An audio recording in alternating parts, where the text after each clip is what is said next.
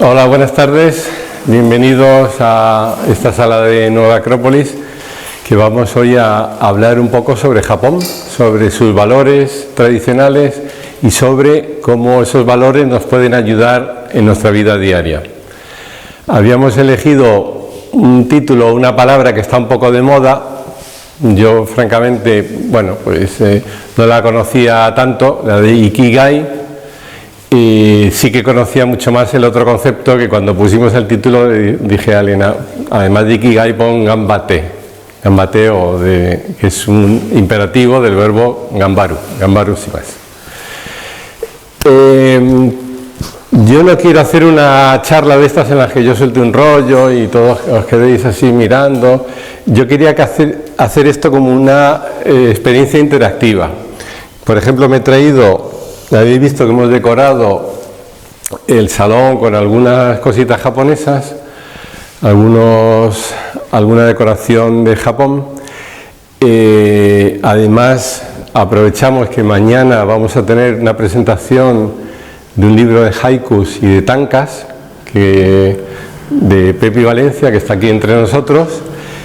Y sabéis que es la típica poesía japonesa, es muy distinta a la poesía occidental, y sin embargo hemos adoptado también las formas japonesas para hacer poesía occidental, como es el ejemplo este de Pepi, que no quiero yo entretenerme más porque ella nos va a hablar y nos va a leer o recitar alguna de estas poesías. Y mientras tanto, y mientras vamos así pues pasando el rato, os puedo pasar algún libro, alguna cosita de Japón. Este, por ejemplo, es una maravilla de los grabados japoneses, que es la técnica japonesa de ukiyo, es una técnica en la que los grabados se imprimen directamente en el papel. Entonces aquí hay una colección, lo vais hojeando, lo vais pasando. Este libro es súper recomendable, no llevo ninguna comisión, pero es una preciosidad. Yo creo que es de los libros más bonitos que he leído últimamente. Hana Kotoba. Hana significa flor, Kotoba es el lenguaje de las flores. Y entonces en este libro hay, el lenguaje de las flores, que son palabras japonesas medio inventadas, medio reales, con conceptos muy del estilo japonés, como por ejemplo, abramos una al azar y aquí aparece Tsujigiri, que es el acto de probar por primera vez un objeto que acabamos de adquirir y que nos despierta las ganas de ver cómo funciona. O sea, esa actitud, eso que nos ocurre, que nos enamoramos de un objeto y lo compramos, lo abrimos, lo disfrutamos, lo ponemos en funcionamiento o no, porque no todo necesita un funcionamiento, simplemente lo disfrutamos como podemos disfrutar este juego de Go con estas fichas que son hechas de concha marina, que podéis tocar y disfrutar, o estas fichas negras que están hechas con pizarra y tienen un tacto distinto. Y esto es con lo que se juega al Go, que luego, si hay ocasión, pues hablaremos de ello. Yo voy pasando por aquí cerca, lo del final ya os tocará.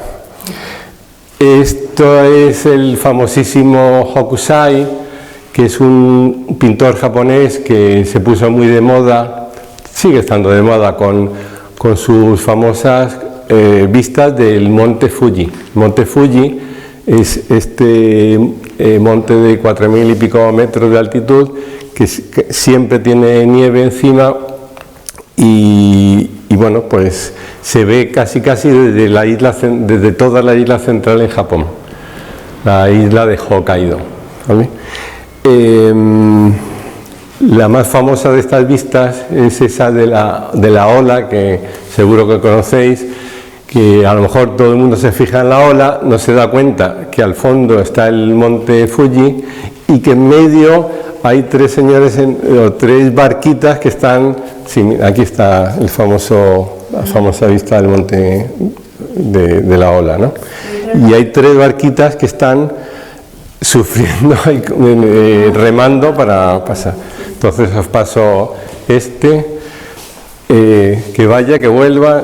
Este es otro libro de grabados japoneses de este estilo, del estilo de dibujo de geishas y el más famoso de los pintores de este tipo de técnica se llama ukiyo-e, pues el más famoso es Utamaro. Tenemos a Hokusai, Utamaro, bueno, sí, aquí está también Utamaro y bueno, esto es una joya, una verdadera joya. A casi todo el mundo le gusta el libro los grabados de Hokusai, como los del monte. A mí me gustaban los de Hiroshige. Este libro es muy al estilo japonés, es americano, pero es muy al estilo japonés, con muchos detallitos, ¿ya veis? Y con unos grabados impresionantes. ¿Vale? Esto es una verdadera joya, este libro, irlo pasando por allí detrás.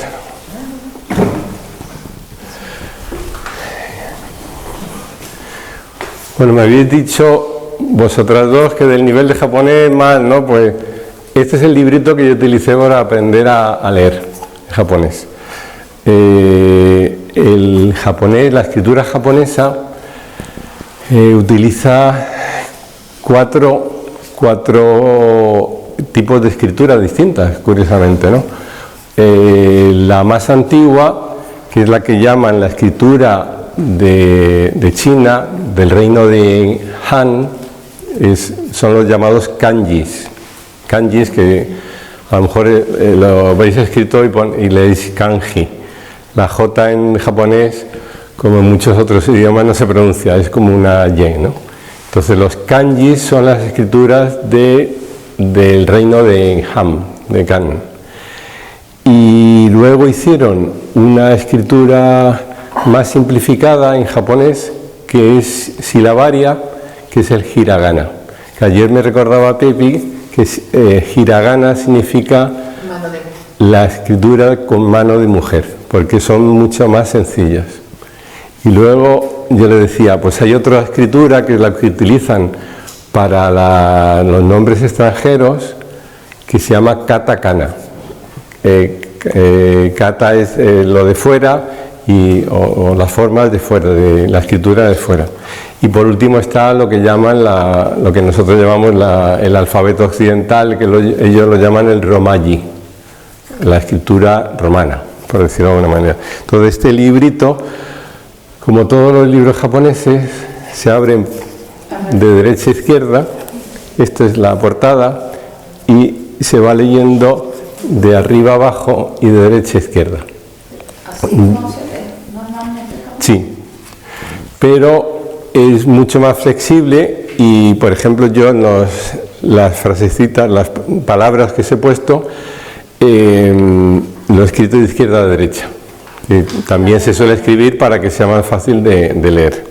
Entonces, este librito, para que repaséis el hiragana, bueno, luego lo vais intercambiando, ¿vale? Esto lo tengo yo en sellos antiguos que tengo yo. Y esto es otro libro le hablaremos, a lo mejor a algunos les ha tocado este concepto son todos fotos de cerezos en flor.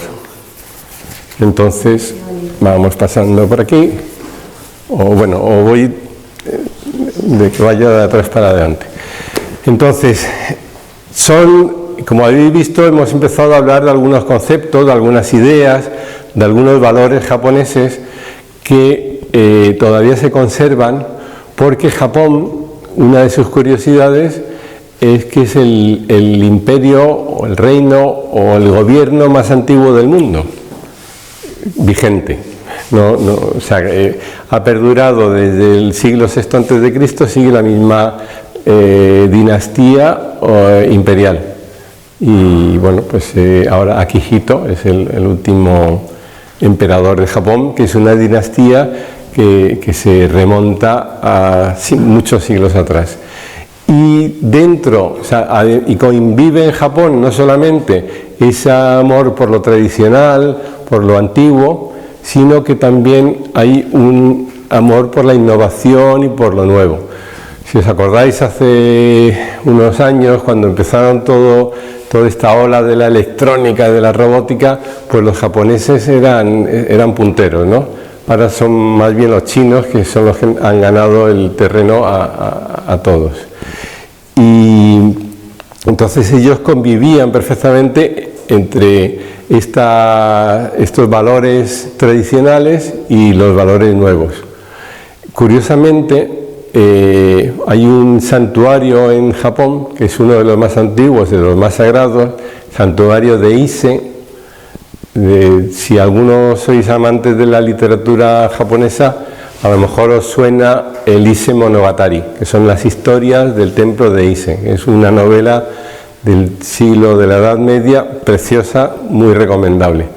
Entonces, en este templo está construido en madera y quiero recordar que cada 27 años exactamente lo tiran y lo vuelven a construir. O sea, porque es la renovación, el periodo de renovación, y aquí las cosas que duran son las que se renuevan, no son las que se quedan anquilosadas en el tiempo, no son las que se quedan simplemente ahí atascadas, sino lo que perdura hasta nosotros ha sufrido una renovación continua. Renovación continua que a lo mejor a alguno de vosotros os ha tocado esa palabrita. Y yo quería, como os decía, no empezar a contar historias ni hablar de valores, sino que la primera que se atreva, que lea la palabra que le ha tocado. Veis que está escrito en kanji, que es la escritura así más complicada. Debajo está en hiragana, para que sea más fácil de leer. y por el otro lado está puesto en escritura. Aquí, por ejemplo, esta pues pone Sonkei, y por dentro está el concepto que le corresponde. Entonces, yo quería, si alguien se atreve, o si no se atreve, que diga, mira, el Sonkei, el respeto, no tengo ni idea, cuéntame tú, yo os hablo sobre esto. Pero si alguno tiene, o alguna tiene alguna experiencia o algo que le llama la atención, o ya conocía esta palabra, pues bueno, pues libres completamente de leer lo que queráis. Y yo puedo leer lo que está en castellano, claro. Claro. Bueno. Es Ikigai. Ikigai. Y justo es lo que venía buscando, dice, sí. Razón de ser o propósito de vida. Vale. Sí. Como os decía, el Ikigai pues se ha puesto ahora muy de moda porque estamos, en este mundo tan tecnificado, estamos muy disipados. Como sabéis, uno de los principales problemas de la sociedad actual, bueno, hay tantos problemas, pero uno de los problemas personales más grandes es la falta de atención. La atención nuestra se ha ido completamente. Yo precisamente ayer leía un artículo muy interesante, no sé si en El País o en El Confidencial, hablando sobre esa pérdida de atención que no es debido exclusivamente a los móviles.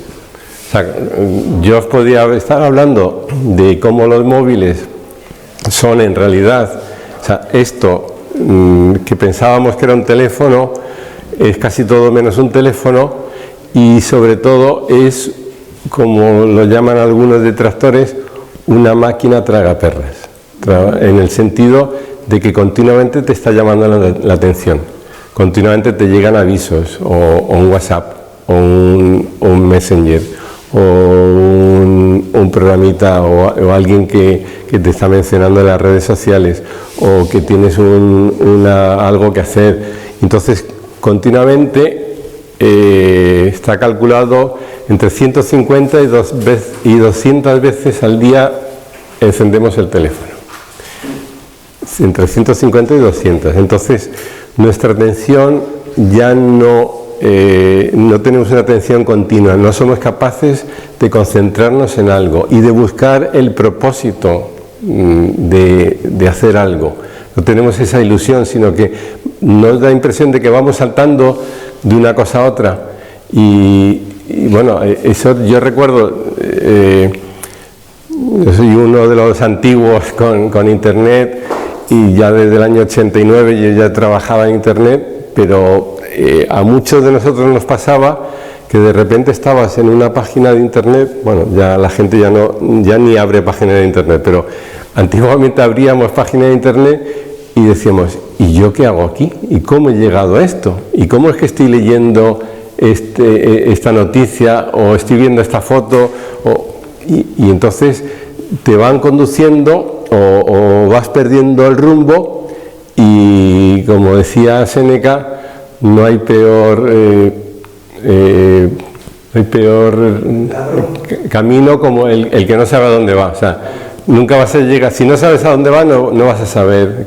Entonces, para eso es muy importante el Ikigai. Ikigai es el concepto japonés de ponerte tu propósito en la vida y hacer lo que realmente sabes hacer bien, hacer realmente lo que sabes que hace falta, hacer realmente lo que sabes que ayuda a los demás. Entonces, todos esos conceptos, toda esa unión es lo que significa Ikigai. O sea, no es pues ahora me apetece esto y voy a hacer esto, sino que es voy a hacer lo que sé que es bueno, lo que sé que me conviene, lo que sé que hago bien, lo que sé que ayuda a los demás, lo que es mi propósito en la vida, aquello que muchas veces decimos, aquello para lo que hemos nacido. Eso es para mí Ikigai. Y no sé si tenéis alguna idea o algún concepto sobre Ikigai, porque realmente esto a lo mejor os ha llamado la atención, es el título de esta charla, es Ikigai. Entonces, no sé si ya lo conocíais o... Los japoneses en general tienen algún propósito común que piensen que su vida tiene ese propósito. O sea, es un concepto muy japonés. No, es individual, o sea, cada uno tiene su propuesta, lo que quiere hacer en su vida, y a ello se dedica en cuerpo y alma, y eso es por lo cual vive y por lo cual disfruta la vida, ¿no? Entonces eso se ve pues en Japón, que son muy amantes de las tradiciones, pues se ve, por ejemplo, que hay muchos oficios tradicionales, o hay muchas ceremonias tradicionales que se mantienen igual durante cientos de años, ¿no? Y no han cambiado, porque ellos tienen ese respeto a ese concepto. Por ejemplo, yo no sé si sois aficionados a la cocina japonesa, ahora que está muy de moda, al sushi o al pescado crudo, al sashimi. No cualquier persona no hay cualquier cocinero que pueda cortar el pescado, sino que es un periodo de aprendizaje durante años, hasta que al final, si realmente encuentras que es lo que te da sentido a tu vida, el ser cocinero, lo que realmente te disfrutas, lo que realmente es tu vocación, pues entonces con el tiempo conseguirás ser un buen cocinero, un buen aprendiz y al final serás cocinero. Contaban que hay un restaurante muy famoso japonés. Bueno, contaban, esto ya hace unos años, de cuando era presidente de Estados Unidos Obama. Cuando fue a visitar Japón, dijo, no, yo quiero ir a conocer o le invitaron a los restaurantes japoneses. Bueno, lo invitaron a un restaurante que estaba en el centro de Tokio, un restaurante iba a decir de 3 mesas, no, de 3 sillas, porque eso se suele comer en la barra y había para comer 4 o 5 personas. Y ese era el restaurante más famoso. Sabían que Obama, que como sabéis nació en Hawái, entonces tenía conocimiento del sushi, entonces pues lo llevaron a un sitio muy especial donde el cocinero tenía 92 años, llevaba toda su vida haciendo sushi y era el mejor sushi del mundo. Creo que tenía reservas por años en adelantado, era hiper caro, carísimo, y un restaurante para 4 personas realmente. Un restaurante para 4 personas, eso con nuestra mentalidad decimos, eso no ganó dinero, no renta, como ha tocado decir. Bueno, pues es que es otro concepto, realmente eres feliz, y este cocinero era feliz cocinando, eso sí. ¿Hacía felices a los demás? Sí. ¿Era su vocación y era lo que mejor hacía? Pues sí, porque era el mejor restaurante, tenía 3 estrellas Michelin, se me olvidó decir. Entonces eso es el Ikigai, encontrar lo que realmente te haces bien, disfrutas con ello, ayudas a los demás, y das sentido a tu vida, y que no todo en la vida es material, no todo es ganar dinero, bueno, ni todo ni casi nada es ganar dinero, sino realmente ser feliz con lo que haces y hacer feliz a los demás. A mí me llegó este tema de Ikigai a través de una entrevista que vi de dos chicos que eran de tema de marketing y buscaban en la longevidad de Japón una clave alimenticia para vender el producto. Entonces los dos se fueron eso en el libro además que le compró a mi hijo con este tema, y Ikigai lo cuentan, se fueron a Japón a investigar. Okinawa, a las islas del sur. Sí. Y lo que encontraron fue muchos ancianos diciendo que se tienen que dedicar a lo que realmente les hacía felices. Es una de las zonas del mundo donde la gente vive más tiempo. Sí. Pero no solamente se trata de vivir más tiempo, sino más feliz. Eso. Entonces está ahí al sur de Japón. Realmente el sur de Japón, bueno, Japón son varias islas así muy alargadas. En el norte hay nieve perpetua, no sé si recordáis Sapporo, que está justo en la isla más al norte, ahí hicieron unas olimpiadas de invierno porque está siempre lleno de nieve. Y en el sur, por ejemplo en Hiroshima, la tristemente conocida ciudad de Hiroshima, donde tiraron la bomba atómica, pues eso es en una zona preciosa, casi tropical, ¿no? Entonces tiene esos extremos Japón. Y el sitio este donde vive más gente es un poquito bien al sur. Es decir, como si viniera la gente aquí a Cádiz, aquí en Cádiz se vive muy bien y muy feliz, y somos con mucho... somos más longevos, ¿no?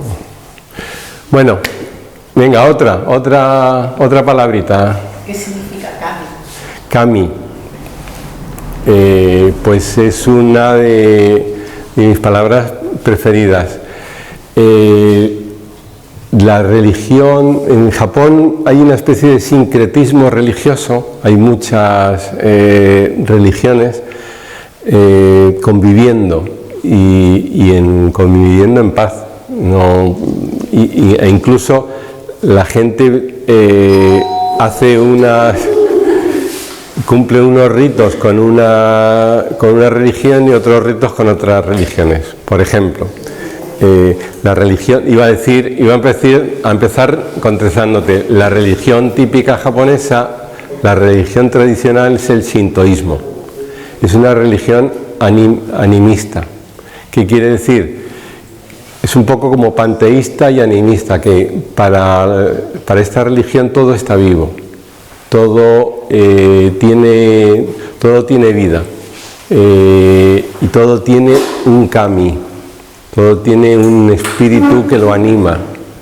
Es curioso porque aquí ya nos ha costado en Occidente, bueno, ahora ya con toda la, afortunadamente, con toda la publicidad así animalista, pues ya nos damos cuenta de que los animales son también seres vivos y que hay que respetarlos y que convivimos y vivimos con ellos perfectamente. Eso de respeto a los animales. Ahora imagínate de las plantas o de las piedras incluso. Entonces para los japoneses todo tiene un kami, todo tiene un espíritu que lo anima, un espíritu que le da vida. Todo, no solamente aquello que se puede mover, o sea, no solamente, no sé, cualquier máquina incluso, sino cualquier montaña sagrada. El monte Fuji pues tiene su kami, o cualquier objeto tiene un kami. Y os decía que los japoneses celebran ceremonias sintoístas, por ejemplo, con las bodas. Las bodas lo hacen normalmente con el rito sintoísta, que es más alegre, es más de ese amor por la vida y por la tierra, y sin embargo las ceremonias, los funerales, lo hacen con el rito budista, porque el budismo es una religión también muy positiva, en la que te da esperanza de vida y te está diciendo que la muerte es algo pasajero, que la muerte es algo aparente y que hay una vida por encima de todo eso. Y también hay cristianos en Japón. De hecho, pues de aquí de España salieron, de España y de Portugal, salieron expediciones y misioneros jesuitas con más o menos fortuna, fueron allí a Japón a predicar el cristianismo, ¿vale? Entonces kami es ese espíritu o esa sensación de que todo tiene su importancia, todo tiene algo especial en la vida. Y entonces decir que, yo qué sé, que tus poesías tienen kami, pues es que tienen algo de vida, nos está pasando, ¿no? Bueno, más palabritas. Perdona, ¿tenías alguna idea de kami o no? No, solamente que no sabía exactamente qué significaba la palabra, por eso preguntaba. O sea, no tenía idea de que fuera el espíritu en todas las cosas, en todas las personas, Eso en todos nosotros, vamos, eso es. en todo lo que se mueve. Gracias. Bueno, ¿alguien más? Venga, por ahí detrás. A mí yo creo que me ha tocado la única palabra que por casualidad podría conocer, es sensei. Sensei. Yo la conozco del karate, pero no sé si tiene otra, o sea, en Japón, teniendo en cuenta todo, ¿qué dimensión tiene esta palabra? Sí, lo has dicho. Ya es importante, ¿no? Sí, lo has dicho muy bien. Esta palabra de sensei nos ha llegado sobre todo a través de las artes marciales y la importancia que tiene un maestro que es experto en lo suyo y que además es un modelo a seguir. Entonces, sensei realmente en japonés no se utiliza solamente para el experto en artes marciales, sino en general para cualquiera que es maestro en su vida, en su profesión, en su práctica de artes marciales. Es muy importante la reverencia y el tratamiento que tienen hacia los maestros. Mira, por ejemplo, me llamaba la atención, ¿qué os voy a decir que no sepáis? Aquí en España los profesores, los maestros, cada día lo pasan peor, ¿no? No sé qué ha pasado en nuestra sociedad últimamente, que nadie respeta al maestro, al profesor, nadie le tiene consideración, y al revés, los niños o los mayores lo tratan mal. El padre, si ve que a su niño, que es un ceporro, lo han suspendido, va y le protesta al profesor y le pone y lo denuncia, y por supuesto el profesor no puede hacer nada ante un alumno, no puede ni tocar un pelo. Entonces hay una crisis ahí de respeto, y esto está haciendo que ya muy poca gente tenga esa vocación tan bonita de enseñar, de enseñar a los niños, de enseñar a los demás, y eso se está perdiendo.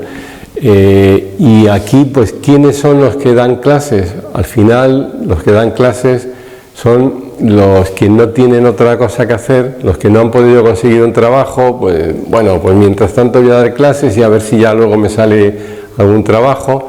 Y bueno, hay todavía gente con mucha vocación, pero en general es un oficio que está un poquito desprestigiado, y no por culpa de ellos, sino por esta culpa. ¿Qué ocurre en Japón? Todo lo contrario. En Japón el puesto de profesor, no cualquiera puede llegar a ser profesor. Hay unos exámenes tremendos, hay una exigencia tremenda. Es lo más prestigioso que puede ser, es ser profesor. Y bueno, estábamos pensando ahora todos en profesor de niños, pero en la universidad, que se me olvidó decirlo, es peor todavía. O sea, en la universidad, yo que estudiaba en la universidad, mis compañeros que se quedaban dando clases seguramente eran los peores. No sé, los peores, porque la universidad se ha convertido en un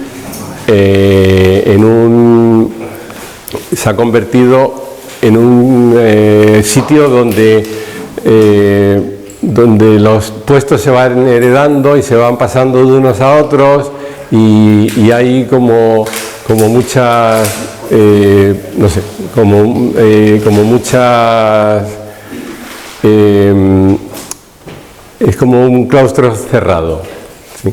Entonces, ese problema de la universidad no existe en Japón. En Japón es lo más prestigioso, y lo mejor que puedes llegar a ser es un maestro, un sensei, ¿vale? Y de hecho, el tratamiento japonés, que suele ser, como sabéis, muy cortés y de mucho respeto, pues el tratamiento hacia los demás es de respeto, y el tratamiento hacia los sensei es de muchísimo más respeto, y de hecho incluso tienen palabras distintas, términos distintos o terminaciones distintas en las palabras, ¿vale? ¿Alguna palabrita más? Kata. Pues mira, kata es también otro término que lo conocemos a través de las artes marciales, y yo lo he traído porque me gusta ese concepto japonés de la educación, de cómo se enseña a todos, a los niños y a los mayores. Se les enseña a través de la kata, de las formas. Entonces, los que hayáis practicado artes marciales o conozcáis un poquito, sabéis que las artes marciales tú aprendes formas y las repites una y otra y otra y otra vez, repites esa forma y repites y siempre sacas para la defensa, no sé qué, siempre repites la forma, y te lo hacen repetir una y mil veces esa forma, y tú te quedas así diciendo, como el de Miyagi, el niño de la película de Karate Kid, diciendo: pero yo aquí, ¿qué estoy haciendo con dar cera y pulir cera? ¿No? Estoy repitiendo algo y no sirve esto para nada. No, porque esas formas son las que se te quedan dentro, para que luego tú saques lo que tienes dentro sin tener que pensar. La kata, tú aprendes la forma, pero luego ya haces la tuya propia, y ya lo tienes muy dentro, entonces, no sé, yo no soy un experto en artes marciales, pero no sé, a cualquier cinturón dan y eso, tú sabes que si le vas a dar aquí, pues, le va a salir así la defensa rápidamente, porque es algo que tienen interiorizado. Esas son formas que tienen dentro y que con ellas les permite luego crear su propia razón de ser, su propio Ikigai. Venga, a ver, por aquí más, alguna palabrita más. Gambate. No te rindas, sigue verdad. Bueno, es la otra palabra del título de esta conferencia.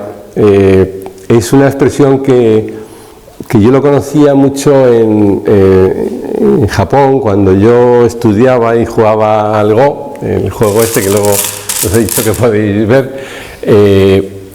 Pues yo me acuerdo que mi maestro, mi sensei, me animaba y me decía, gámbate, gámbate, y yo decía, bueno, ¿esto qué significa? Y esfuérzate, es como, esfuérzate, haz lo mejor que puedas, da todo nosotros decimos en castellano, pon toda la carne en el asador, haz lo posible por conseguirlo, o sea, no te quedes estático, no diga, bueno, ¿y qué más da? Sino que lucha por conseguir lo que realmente quieres conseguir. Las cosas, no todo viene fácil y gratis y por nuestra cara bonita, sino que a través del esfuerzo y a través de esa pasión y de esa práctica, de ese aprendizaje con el sensei, de esa práctica con las katas, de ese conocer el Ikigai, y en contacto con los kamis, es como podemos llegar a conseguir nuestra meta en la vida. No sé cómo andamos de tiempo. Bueno, podemos. ¿Alguno más por aquí? Venga. Mushin. Uy, eso es difícil. Mushin es un término propio del budismo zen. Antes os he hablado que está las dos religiones principales son el sintoísmo y el budismo, y dentro del budismo en Japón hay una rama del budismo que es la más practicada, que es el budismo zen, que también se ha puesto muy de moda, y ahora ya a cualquier cosa en Occidente decimos, no, esto es muy zen, cuando, yo qué sé, imaginaros que no hubiéramos puesto ninguna decoración, no, es que eso es zen, eso, o que pongamos un jardín solamente con un jardín solamente con arena y 2 piedras en medio. Ese es el típico jardín zen. Y diríamos, no, eso es zen. Eso es... Bueno, pues el zen nos permite alcanzar la realización o encontrar tu sentido en la vida a través de vaciar la mente. Y eso es lo que significa Mushin. Es despreciar un poco lo mental, el no ser tan calculadores, el no ser tan, como hablábamos al principio, de estar todo el día con la atención de aquí para allá y saltando de una cosa a otra, sino el vaciar la mente y bueno, pues esto se suele practicar en el budismo zen con la práctica de la meditación que se llama zazen, que es la meditación sentado, zazen, y en esa meditación tú lo que haces es poner la mente en blanco y no pensar en nada, o pensar en esa palabrita, al final la quité, o pensar en un koan, que es como una especie de paradoja que te rompe la mente. Es ese concepto que dices, esto no lo puedo entender, luego la mente no me está dando todas las respuestas. No sé, el típico koan que se dice en todos los sitios es, imagínate cómo es la palmada con una sola mano. El sonido de la palmada con una sola mano. Entonces, eso no tiene ningún sentido. Puedes tirarte horas pensando y qué sonido tendrá y cómo doy una palmada con una mano pero al final te das cuenta de que todo son trampas de tu mente y que lo que tienes que hacer es acallar la mente que está como loca ahí tratando de llamarte la atención y de ser el foco de atención. Entonces, si acallas la mente puedes llegar al camino, a la esencia espiritual. Ese es el sentido. ¿Alguna palabrita más queda por ahí distinta? Ikigai. Ikigai lo hemos dicho al principio. Lo hemos dicho al principio. Ya lo dijimos al principio. A ver. Sudam y Siki. Esa es complicada. De hecho me vas a hacer que coja mi chuleta. Porque no quiero así un poco perderme en explicaciones.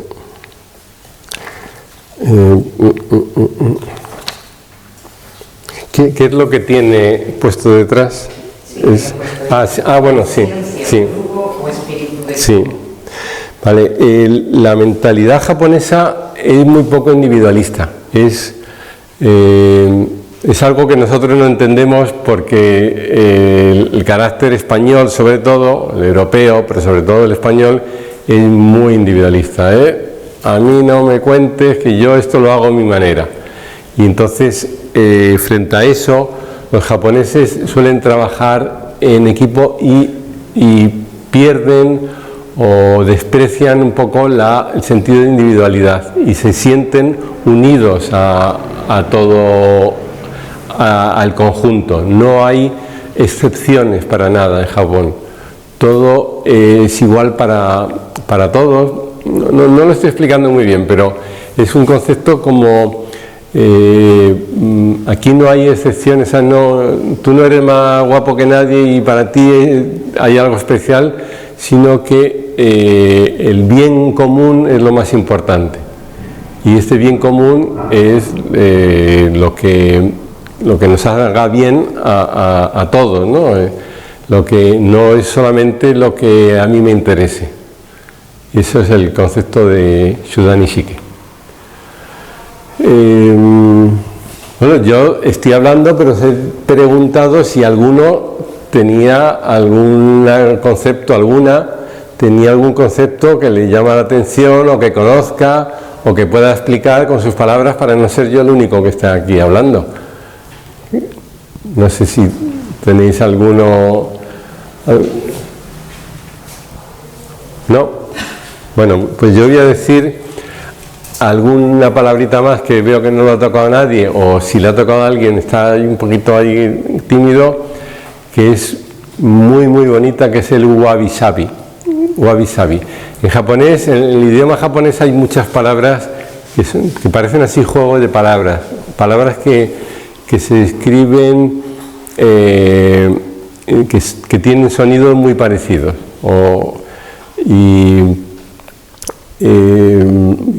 porque el idioma japonés, a ver cómo lo cuento yo, el idioma japonés, la escritura japonesa proviene de China, pero antes ya tenían ellos un idioma propio de un pueblo que era muy antiguo y muy poco civilizado, o sea, fueron los chinos los que civilizaron Japón. Pero allí ya había gente que vivía y tenía estas ideas animistas muy sencillas, y entonces el idioma japonés refleja es muy onomatopéyico, por decirlo de alguna manera. Onomatopéyico significa que las palabras reflejan un sonido, el sonido de las palabras refleja el concepto de ellas. Por ejemplo, yo siempre cuento en japonés, la bandera se escribe hata, y el sonido que hace la bandera al moverse con el viento, bueno, en japonés, no se ha pasado esto es los hiragana, pasarlo por ahí, para que luego podáis leer lo que he escrito en el papelito. Entonces las palabras, las consonantes son muy parecidas, la P, la B, la H son muy parecidas. Entonces Hata, la bandera, al moverse, el movimiento de la bandera se llama Bata Bata. Hata Bata Bata Bata. O sea, que es casi cuando movéis así pues es Bata Bata. No recuerdo ahora más palabras, pero el Wabi Sabi es también ese juego de palabras de dos conceptos que son muy similares, pero se conjugan en algo distinto. Wabi Sabi significa la belleza de lo efímero, de lo efímero y de lo distinto, lo que es único, lo que no es estándar, lo que es imperfecto. A los japoneses no les gusta, en el arte japonés no les gusta la simetría, les gusta que haya algo que sea un poquito distinto, algo que lo diferencie. Entonces también no les gusta lo que sea perfecto, les gusta pues algo que a lo mejor tiene una manchita o que tiene un doblez o que es único y no es estándar, no es lo mismo que se ha fabricado con una máquina exactamente igual. Estas piedras que os he dicho que son de concha marina, si os fijáis, cada una está hecha con una concha, con lo cual todas son distintas. Y aunque prácticamente tienen su granulado igual, pasadla si queréis. Aunque tienen el mismo granulado de la concha, pues sin embargo son distintas, no hay dos iguales. ¿No? Bueno, pasar alguna más por aquí. A ver si. Entonces, el Wabi Sabi es la apreciación de aquello que es único y distinto en la vida, ¿no? Lo no perfecto. Lo no perfecto, sí. Entonces la fruta allí no será todo igual como aquí, se la comen distinta, ¿no? Sí. Tomártela casito, van a comer. Estos son hechos de concha marina. Yo he visto hacerlos y hacen el taladro y luego lo van puliendo una a una, cada una de estas fichas. Y claro, no hay dos iguales. He visto que cada una tiene su granulado distinto, ¿vale? Y bueno, por ejemplo, el tablero de Go, este es el tablero, es cuadrado, pero no es cuadrado. Tiene 19 casillas o rayas horizontales y 19 verticales, 19 por 19, pero no es cuadrado, es rectangular, porque esto te da, cuando estás jugando con el oponente, te da la sensación de profundidad, ¿vale? Entonces no puede ser cuadrado, no, porque se deformaría, ante tu vista se deformaría, y aparte con esa idea de no gustarnos lo uniforme, ¿no? ¿Y se juega con esas fichas? Se juega con estas fichas. Está firmado por el campeón del mundo de Go. Ah, ¿y tú sabes jugar, claro?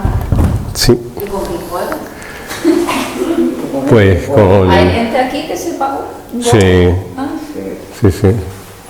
De hecho estuve hace 2 semanas en un campeonato en Sevilla, fui hasta allí a jugar y fuimos 3 personas de Cádiz. Y es como el ajedrez más complicado. Más complicado que el ajedrez, sí. Ya me cuesta más. Bueno, pues no sé si tenéis más inquietudes, oportunidad de hablar.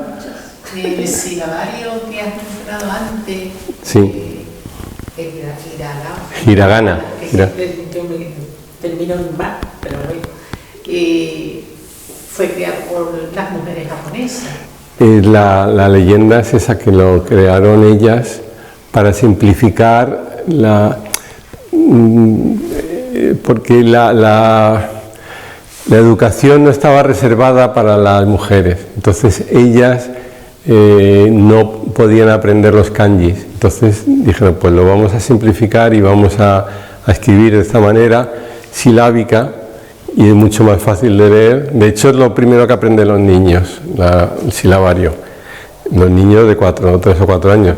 Curiosamente, en mi época, yo no sé ahora, pero el menor índice de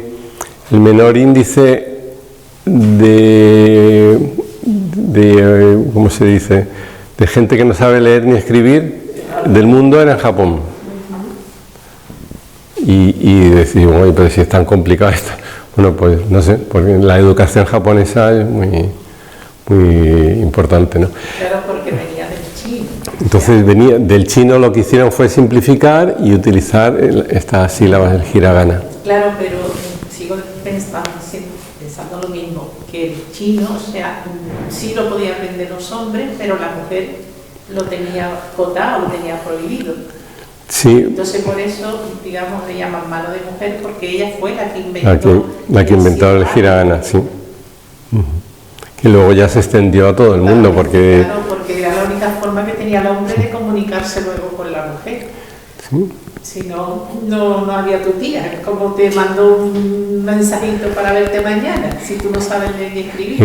En Corea pasó algo similar. En el siglo, no sé si fue el 19, principio del 20, ellos, si veis la forma de escribir coreana, que yo no la conozco bien, es una forma también simplificada, y ellos utilizan también el chino o el kanji, pero tienen su propia escritura, que son así muchos palitos y muchos circulitos. Ese es el silabario coreano, y también lo inventaron porque decían que el chino era muy complicado de aprender. Daos cuenta que yo cuando estudié japonés, a los niños hasta primaria les exigían, aparte están con esa mentalidad japonesa, les exigían exactamente 1980 kanjis o escritura de esta, que estaban perfectamente clasificados por grado de dificultad. Entonces ellos, cuando terminaban primaria, tenían que demostrar que conocían los 1980. Ahora, con 1980, como veis, es un nivel de primaria, bueno, casi de secundaria, para entrar en secundaria, y no es suficiente. Una persona muy culta puede saber 20 o 30.000 fácilmente. Y yo, pues mira, con los que fui a jugar algo a Sevilla, eran expertos en kanji. Me da rabia que no hayan venido aquí, son de San Fernando, pero sabían muchísimos kanjis y perfectamente escribían kanji, y me decían que leían incluso en japonés.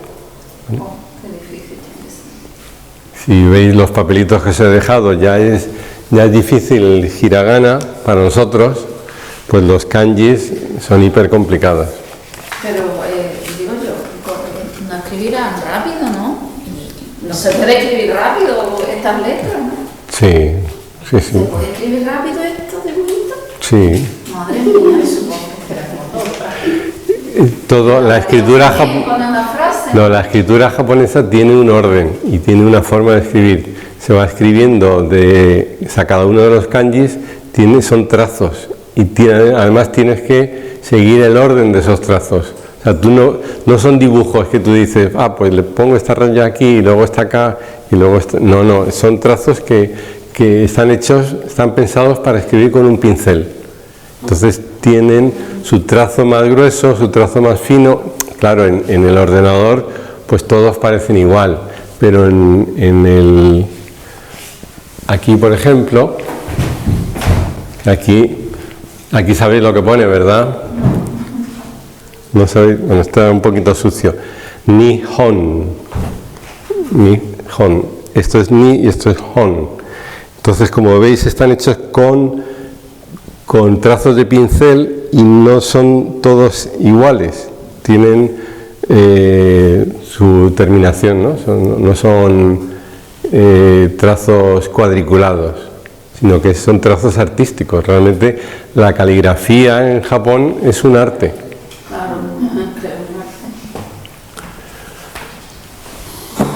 Bueno, pues no hemos hablado del Bushido, no hemos hablado de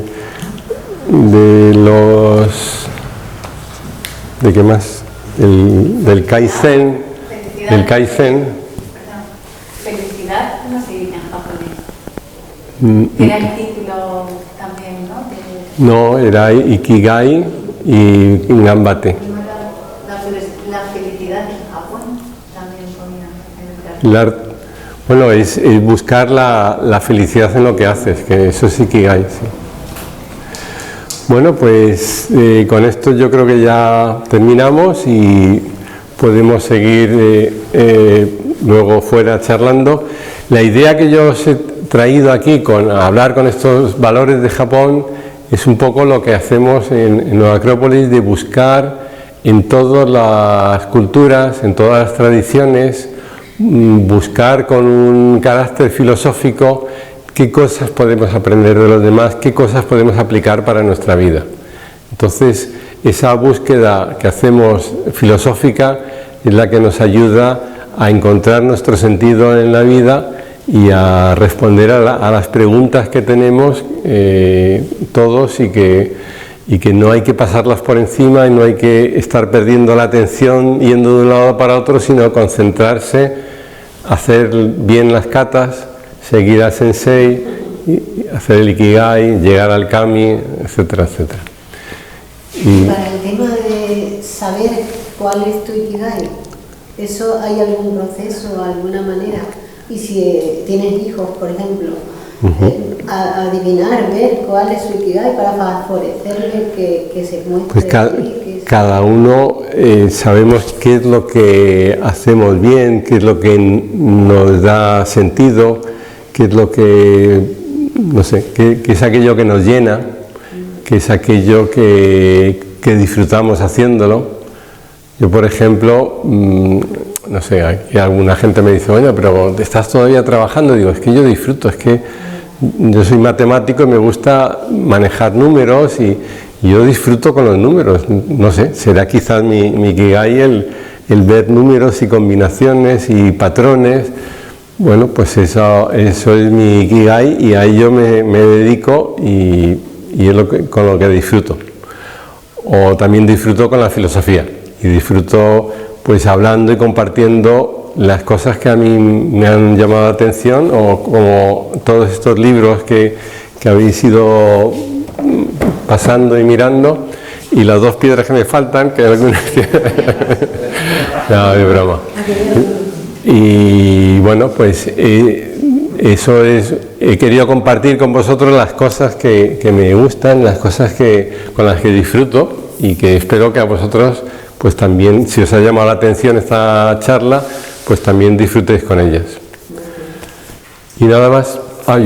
Venga, la pregunta. Sí, dime. ¿La kata es algo que solo se aplica como a las artes marciales o lo incorporan al resto No, de la vida? se aplica en todo, es parte de la educación. Entonces, la educación siempre la hace. Fíjate, hemos estado hablando de la escritura, de la caligrafía japonesa. Pues el que hace caligrafía repite y repite y repite las formas. Yo cuando viví en Madrid iba a una escuela de ceremonia del té, el Chanoyu. La ceremonia del té, yo no sé si la habrás visto en alguna ocasión, es una ceremonia muy muy repetitiva y tiene sus formas, y tiene la forma en la que calientas el agua, la forma en la que calientas la taza, la forma en la que giras la taza para que el otro lo vea. Encuentras el wabi-sabi, las tazas no pueden ser perfectas, y eso se repite y se repite y se repite. Son como katas. Y yo recuerdo el maestro que tenía de ceremonia del té, y repetía, y al final entrabas como una especie de trance, que sabías que era lo que iba a venir, y sabías y disfrutabas realmente de la ceremonia, porque no se trataba solamente de beberse un té y ya está, sino de apreciar el sentido, la belleza de las cosas, la belleza de las cosas más efímeras y más más volátiles, ¿no? Hanami es lo que no hemos dicho. Y ya termino. Hanami, Hana, os he dicho antes que era la flor. Y mi en japonés es ver. Entonces, Hanami es la contemplación de las flores. Es ir a ver las flores. Hay un festival en Japón, justo en estas fechas, un poquito antes, que la gente va, disfruta, no sé si habéis visto el libro que he pasado por ahí, el de las fotos de los cerezos. La gente sale al campo, a la calle, a los parques, a ver los cerezos en flor. El cerezo es la flor, el árbol, la flor del cerezo es la flor de Japón por excelencia, y tiene un concepto muy bonito porque es una flor que dura muy poquitos días. Entonces es ese sentido de lo efímero, de no es algo que dura para siempre, sino que es esa belleza tan espectacular que tiñe todo de blanco, rosado, rosáceo, de rosa, y de repente se caen todas las flores y desaparece. Y es disfrutar ese momento y disfrutar de esa contemplación de la belleza que sabes que va a morir, pero no importa porque se te ha quedado adentro. Ese es el Hanami, que bueno, pues a alguno no le habrá tocado, pero yo creo que es de los conceptos más bonitos. Quedaros con esta idea de contemplar las flores, de no ir con esa prisa siempre, de olvidarse un poco de los móviles, de olvidarse de esa pérdida de atención y poner la atención en lo realmente importante y lo efímero duradero, porque en nosotros se nos quedará para siempre esa contemplación de las flores. Y nada más, espero que os haya gustado y podemos seguir charlando.